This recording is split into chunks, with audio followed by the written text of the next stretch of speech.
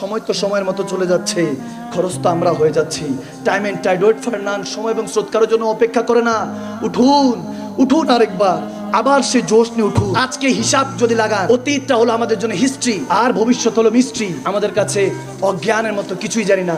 Present is gift, বর্তমান হলো আপনার জন্য তোহফা।